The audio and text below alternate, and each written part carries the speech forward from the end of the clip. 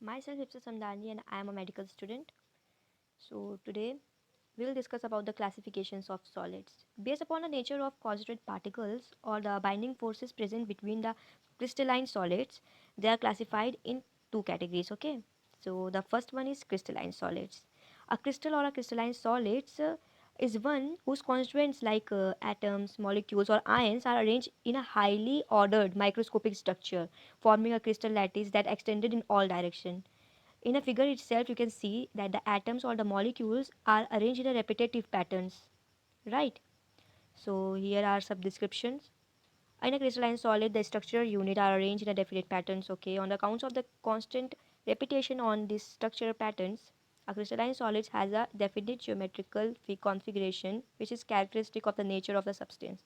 Okay, it possesses a sharp melting point and a characteristic heat of fusion.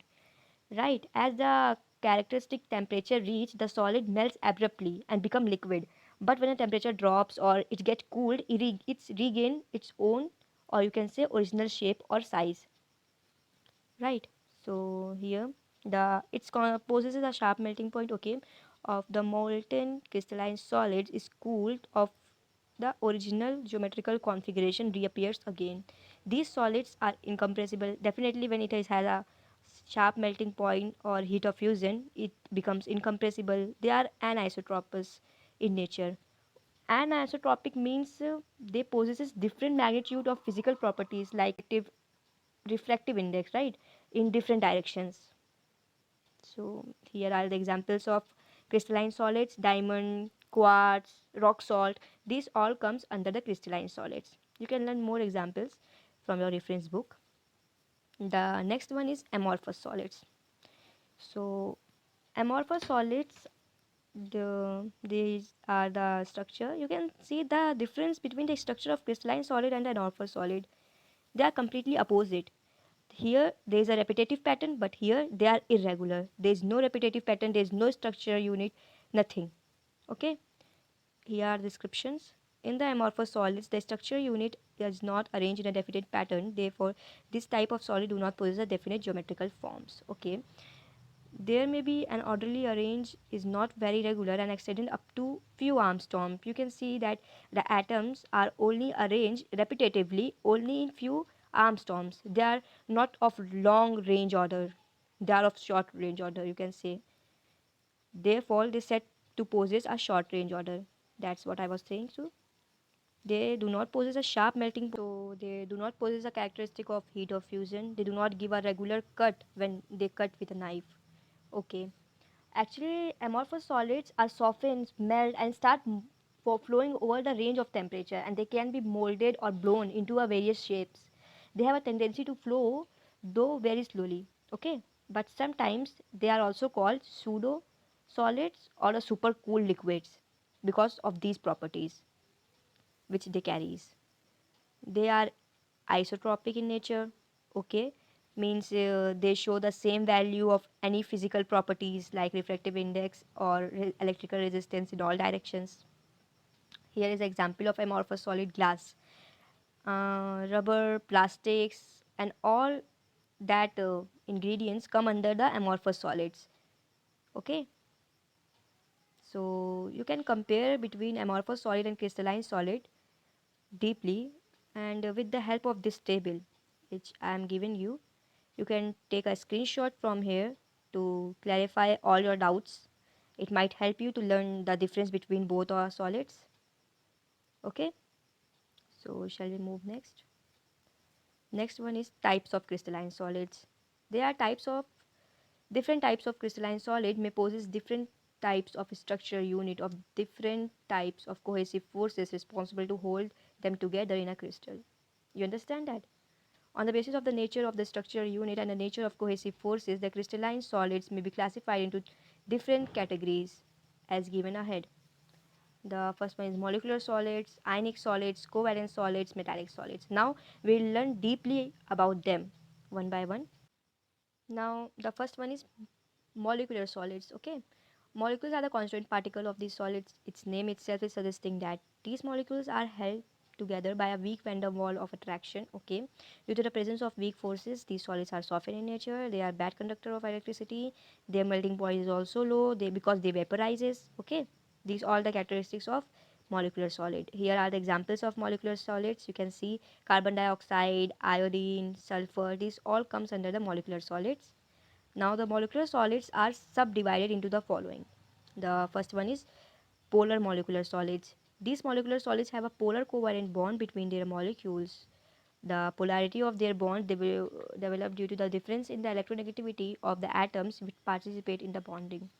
Okay, so polar covalent bond exists when the atoms with different electronegativity shares an electron in a covalent bonding, right?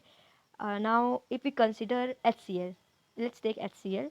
HCl molecules, the unequal sharing of electron, you can say, in bonding pairs result in a partial negative charge on the chlorine atom and a partial positive charge in a hydrogen atom. And this partial positive and partial negative together combines and forms a dipole-dipole interaction. Now you get that. Okay. So the next one is non-polar solids. Now the non-polar solids are these molecules solids have non-polar bond between their molecules. Okay, no polarity is found in the bond amongst these solids as the same atoms or molecules are joined. You can see the difference between non-polar and polar. Here there is same atoms in non-polar, but in polar there were two different atoms. Okay. Now, the non-polar covalent bond is a covalent bond in which the bonding of electrons are shared equally between two atoms. In this, the distribution of electron clouds between the two atoms are equal. You get that? For example, Cl2, H2, I2, etc. All are these examples for non-polar molecular solids. So, the third one is hydrogen bonded molecular solids. These molecules consist of polar covalent bonds between hydrogen and F or O or Na or nitrogen atoms, which is comparatively stronger. Generally, they are volatile liquids or soft solids under the room temperature and pressure. The polarity of hydrogen bond is developed due to the electronegativity difference between the hydrogen and the other element. So it is same as that of polar solids, but the difference is only here that it in this the hydrogen takes place. Okay, the hydrogen element takes place with the fluorine, oxygen or nitrogen atoms, and comparatively this bond is much stronger than the polar bond. Here are the examples. That's it for this. Now the next one. The next one is ionic solids. These are the solids that formed by ions. Okay, these ions are joined by a strong electrostatic forces of attraction. Okay, you know about the electrostatic force of attraction. They are much stronger than that of weak van der Waals attractions. These strong force contribute to the hardness and brightness and the high melting point of these solids. Oh, these solids conduct electricity only in molten and aqueous state. The reason is only that this state ion is free to move, unlike solid state where they are fixed. You get that? When the crystal, or you can say when the solid is dissolved in an aqueous solution, the breaking, or you can say the elements break down into cations and anions or the free electrons, and they starting conducting. Okay, here are the examples. NaCl, MgO, ZnS, etc. are the example for the ionic solids. And this is the structure. This is the structure of NaCl. The larger one is Cl, anion, and the smaller red one is cation, or you can say Na plus. This is all about the ionic solid. Now we move next is covalent solids.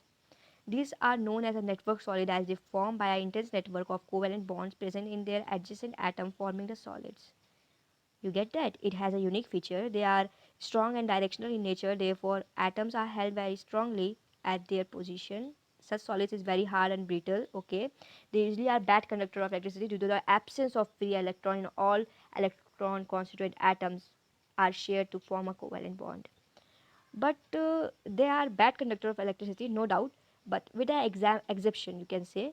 Exception is graphite. In the example, you can see the examples are diamond, silicon dioxide, silicon carbide, but beyond these three, the graphite one has a unique structure. They have a unique layer type structure in which the free electrons are present. The free electrons are and the presence of free electrons mean the conduction of electricity.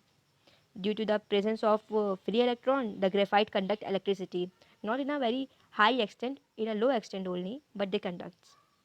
Okay, you will learn deeply about graphite, you can say, next chapter. Now we move forward. Metallic solids. There's not much to learn about metallic solids, but let's read the descriptions. These solids have a fixed positive ion surrounded by a free electron in their structure. Due to these free electrons, the metallic solids are good conductor of electricity and heat. Metals are highly malleable and ductile. The boiling points or the melting points of the metallic solid could range from moderate to high. Okay. Here are the examples of metallic solids. Platinum, brass, nickel, all are the examples of metallic solids. So we done about the classification of crystalline solids. That's it for today's lecture. I hope you like my video. Like and subscribe. Okay, thank you.